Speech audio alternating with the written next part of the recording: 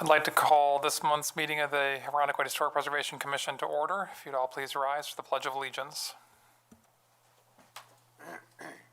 Pledge allegiance to the flag of the United States of America and to the republic for which it stands, one nation, under God, indivisible, with liberty and justice for all.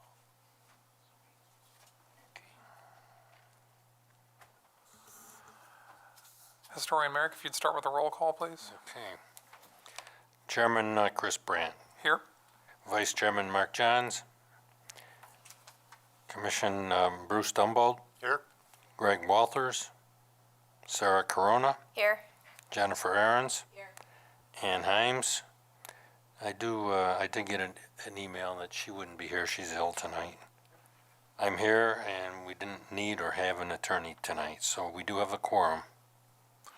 Great. And then before we jump to the next one, I'd like to make two corrections to the agenda. First, that we'll be reviewing the meeting minutes from last month, not the meeting minutes from April, so that should read June 25th, 2024 meeting minutes for the meeting minute review.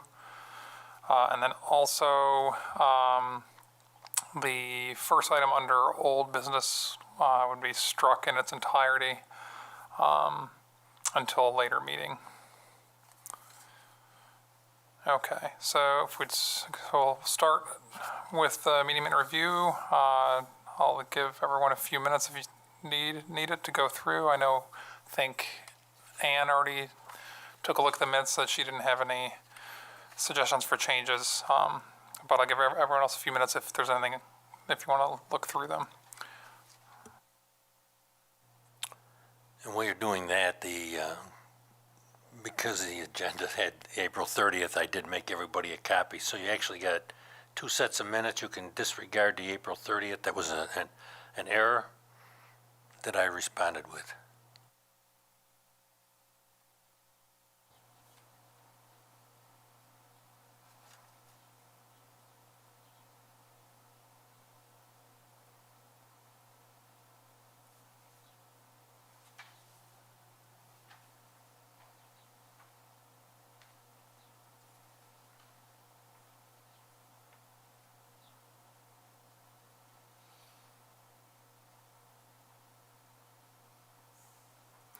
I've only got one correction. All right, well, I guess two.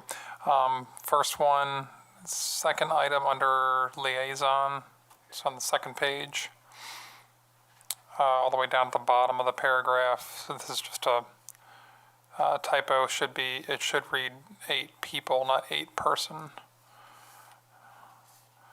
And then, for clarity's sake, under old business, townwide historic resource survey, can write out the full name of the consultant. It's KTA Preservation Specialists.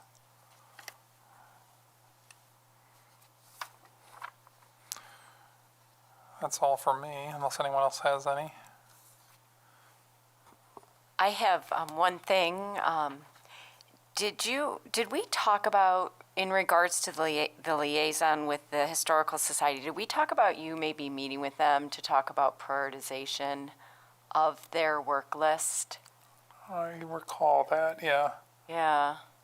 Do you remember any details? No, I think it was, Greg, you might have said you would coordinate maybe a meeting to review the report of site visit. I do believe I did say something like that, and they did not have a board meeting this month. Okay. And then I got a hold of you, and we did the budget instead, Right. which everybody has a copy of. Okay. Maybe in the fall when things start up again. See if they're interested. Yeah, we'll touch on that as a reminder on the agenda. But if anyone else has any other corrections, or are we good with those two? Nope. Okay, I'll make a motion to approve the minutes as amended at this meeting. Can I get a second?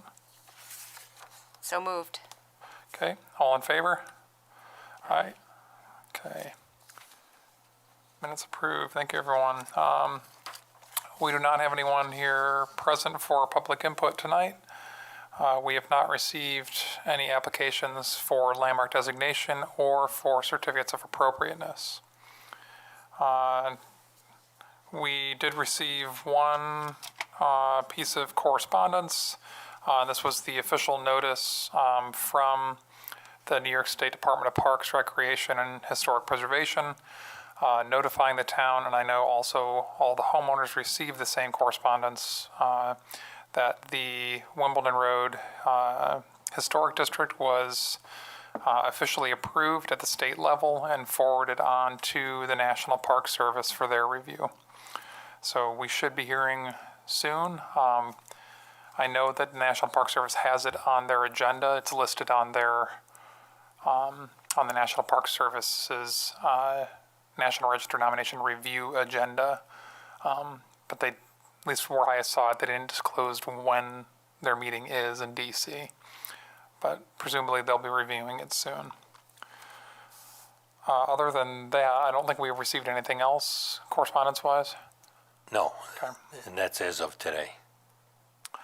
All right, we'll jump into the liaison report. I know we got the budget to discuss, so Historian Merrick, the floor is yours. Okay. Well, Chris and I had a meeting with the supervisor about 10 days ago, I think it was. And we drafted a budget which tentative has his approval. And then I took the added information and what you have. One was the Runnicquit Historic Preservation Commission, Chapter 236, where it authorized the commission and explained it. And then I gave a little explanation from a document that I had on the certified local governments, so that when they get this, they can kind of look at this and understand the importance.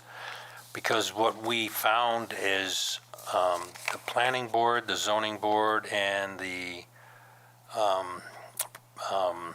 conservation board have budgets. And we don't have any budgets, and yet we still have those same requirements. And so you look in the budget here and you find out for supplies, well, we need supplies. Postage, we're required to send out notices to occupants that live in and around properties that are coming before public hearing. Printing services. I had miscellaneous expenses for public education. And then getting a secretary for the board. It's hard for me to keep track of everybody that's bringing things before us and my note taking, and then trying to read it later and send them out in minutes. So thank you for everybody on your corrections and edits. And then you'll see at the top was for training, and then we put in there for plaques. One thing to know is that the numbers you'll see 001-7520.4100. That's currently the historian's budget items. So you'll see everything starts with the 001.7520. That's in the comptroller's office for the state, or for the historian. They will be changing because we're trying to designate that the next month the supervisor wants to pass a motion to separate this commission from the historian's office budget. You'll have your own then. And so this will be kind of what they'll look like. So, I'm sorry, go ahead. so you're saying, like, right now, are they all under the same chart of account, and this is what it's going to look like in the future for the comptroller, or is this what it looks like now? Yes, this is what it looks like now. Now, because it's under the historian's office. I'm just saying that those numbers, I put them in there because that's how a budget gets written. There's the value, the department, and then the last four numbers identify, along with supplies, postage, printing, public Yeah. education. And these numbers are from the historian's office. We're going to be, the supervisor wants to, in August, pass a resolution to separate this commission like the rest of the boards. So you'll have your own budget, and then the historian's office would have its own budget, and we wouldn't be sharing or going back and forth on who has what. So I just wanted to bring up that while their numbers are here, that's to identify how the budget would look, but those are going to be corrected ID numbers for the department head or the department in the future. Anything we don't use is good. And also the thing about these is funds can be transferred. The bottom line for the total budget proposal is the bottom line. And if we don't go over that, you can get a transfer. For example, let's say in the training, we exceeded the budget amount. We could pick it up out of the miscellaneous expenses if we had enough, or we could pick it up out of supplies or some other title in our budget and apply that monies toward the shortage.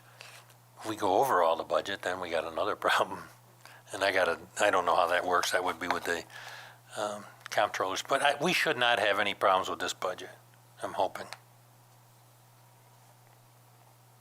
And the only thing I'll add is that Greg did a great job doing a first stab at this, and I actually rounded down on a few things. We had a little bit more generous first draft on the budget, but I'm happy to field any questions if anyone has any for any of the line items within the proposed budget. Are the plaques for the already, explain the plaques. Yeah, so the plaques, so that line item is for already designated local landmark properties in the town of Arundecoit. As I think all members know, we have a backlog of properties that have not received plaques due to the lack of funding to pay for these plaques. And it was the supervisor expressed support and interest in wanting to accelerate our rate of catching up on that backlog. I think Greg and I had started with saying we'd like to do 2 plaques a year, whereas the supervisor recommended that we try to do 1 a quarter to really make an effort to catch up on the backlog. Even with that rate of 4 a year, it's going to take, it won't quite be 3 years till we're complete, but it would be 2.5 years if we maintained that rate, because we got a backlog of, I think, at least 10 plaques, but it could be more. It might actually be a dozen plaques that still need to be made for properties that don't have them. And with the town-wide survey, we don't know what happens in 2 years. We may end up 4, 5, or 6 more. Right. Yeah, so better to get the backlog out of the way, and then we can have that still as a line item as we try to proactively move forward with potentially new landmark designations in the future.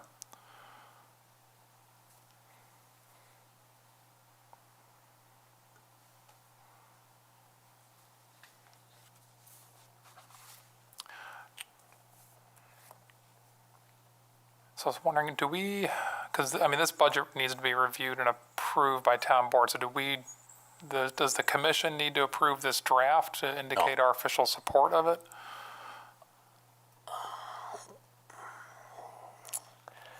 I don't know how the budget gets processed. I don't recall Exactly, other boards but- like voting on their. No, I think what they do is they submit Yeah. a budget. The supervisor reviews it, and then he submits his budget as a tentative budget.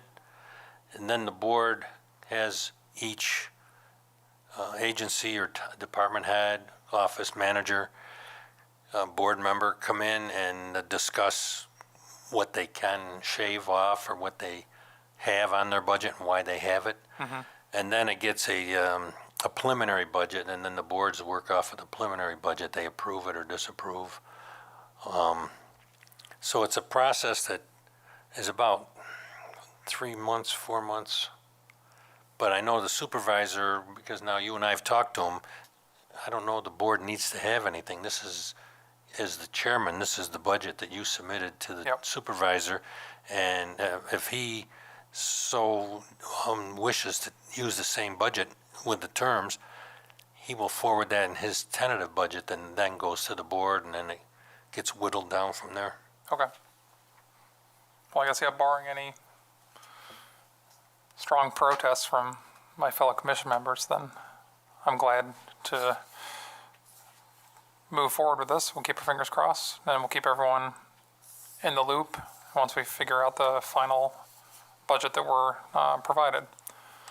Do you have anything else to report, Greg? I'm thinking that last month I talked to you about the repairs on the Pioneer House. Yep. One of the directors of the Historic Society met with the supervisor's office and got authorization to have the town engineer do a review and drawing so that we can go forward with that project.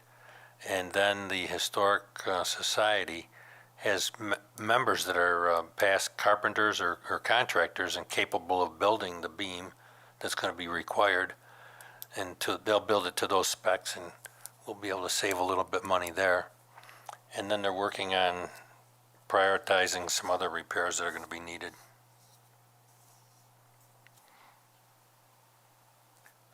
Great. Thank you. They did have, I'm sorry.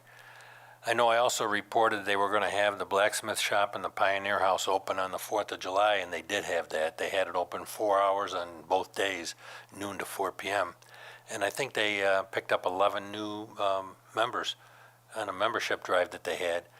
And I don't know how they made out with that quilt raffle they were doing as a fundraiser. But I'm sure they did okay, right? Great. All right. To touch briefly on our committee, I guess, yeah, Sarah, if you have any updates to provide, or if you and Greg have met to review some of the photographs you might be looking at. Yep. So Greg was able to get me a few pictures, but it ended up bringing up more questions for me. So I don't have anything to show anyone because I have a bunch of questions before I start it. So Greg gave me a bunch of pictures, and some were really old, all great pictures, but some were really old. Some were just kind of old, some were new. So some were colored, some were in black and white. What direction do we want to go in for the pictures? Do we want a combination of all that? Do we want them all pictures like of today, where I would even go out and take new pictures? Do we want really, really old? Like he had some cool ones of the blacksmith shop that were from when it was a blacksmith shop. So I don't know, what's everyone's opinions? I couldn't even decide myself because they were all good. I'm wondering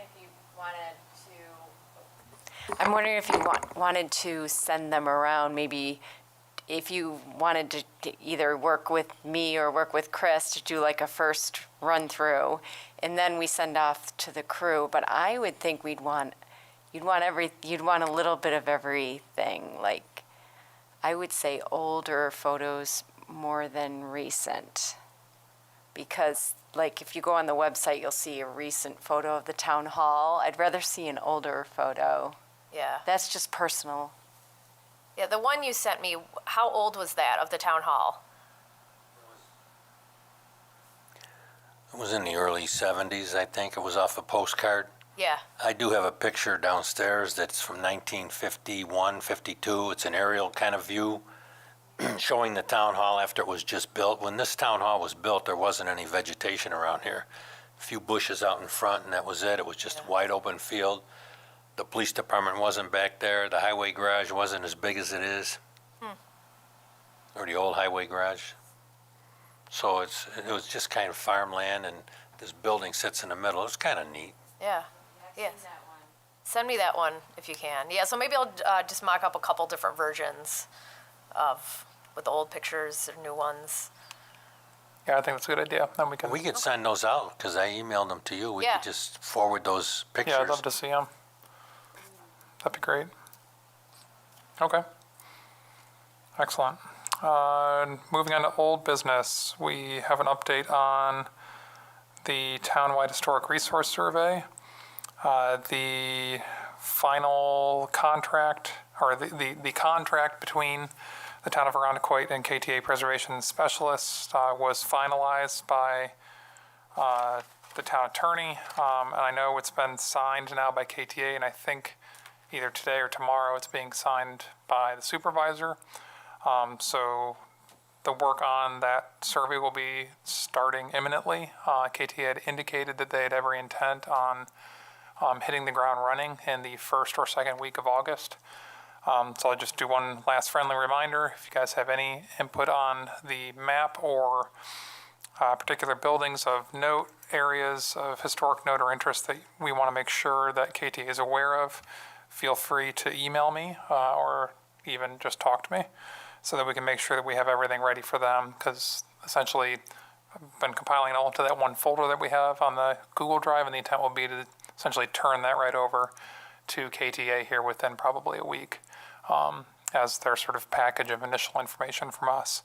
And then I'm sure we'll probably be coordinating a meeting between KTA and the commission to field any questions they may have and start to talk about coordination between the commission and KTA as they start their work, as well as probably establish when our first public meeting run by KTA regarding the town resource survey, when that will be, because they're charged to provide 2 public meetings, one at the beginning and then one essentially at the conclusion of the project.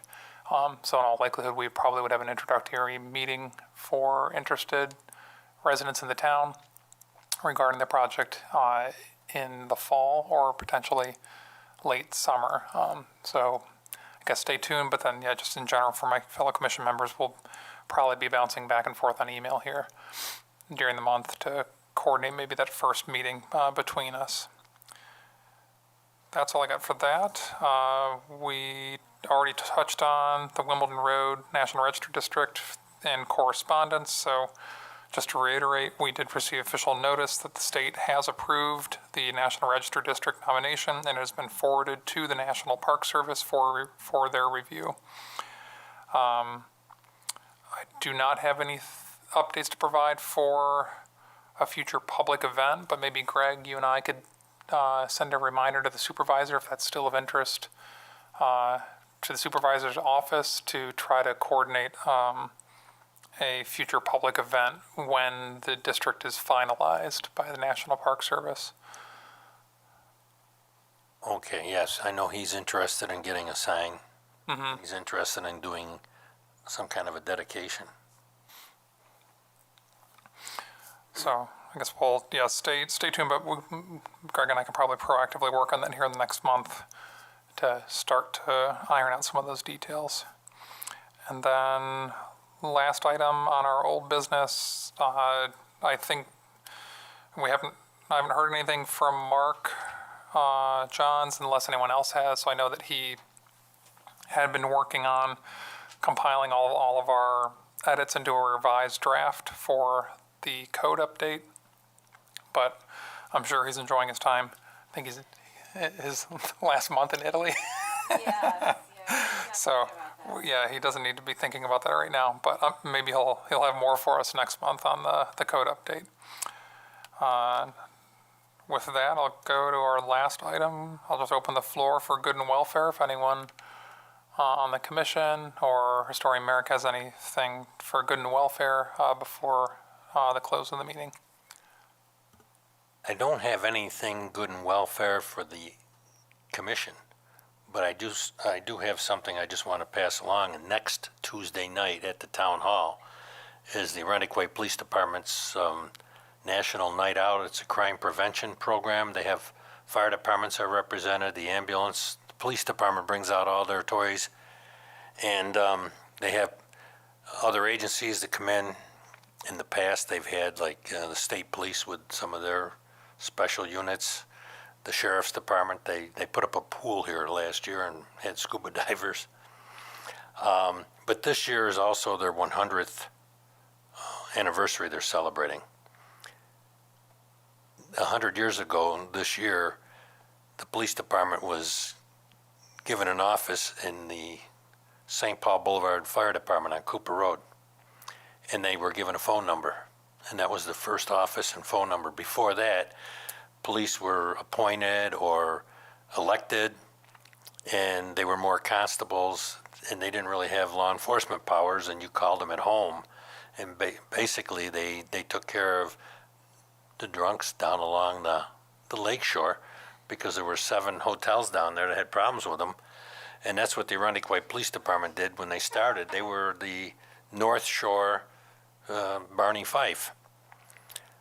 If you needed law enforcement, they went to the Sheriff's Department and then to the State Police. But in 1924, they had that office and a phone number. You didn't have to call the Justice of the Peace at home or try to call a police officer at home. You could get the police.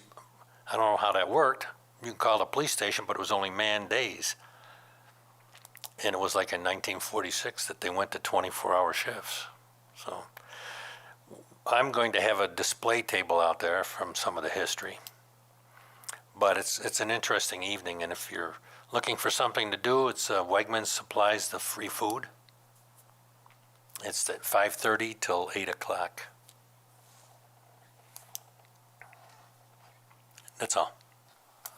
And I've got one brief one, because we will end up likely interacting with this person once the Townwide Historic Resource Survey gets updated. So Virginia Bartos, who was present for the last required public meeting for the Wimbledon Road Historic District, I think as she even mentioned in that meeting, she was scheduled for retirement at the end of June.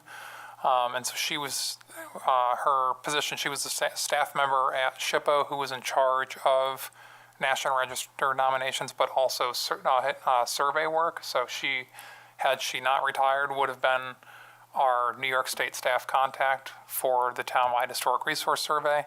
It was unknown for the last month or two who her replacement was going to be, but I just had the opportunity to meet with her earlier today. So Sarah Evenson, Evenson, is our new assigned staff member at the State Historic Preservation Office for survey work as well as National Register nominations. So I'm sure all of us here at some point in the next year or so will probably end up meeting Sarah. And Sarah did seem very interested and was excited about the project. So it's probably high likelihood she'll make her way to Arundequoit from Albany sometime in the next year to see things firsthand. All right. Sarah Evenson is the new assigned contact from SHPO for us. Yep, correct.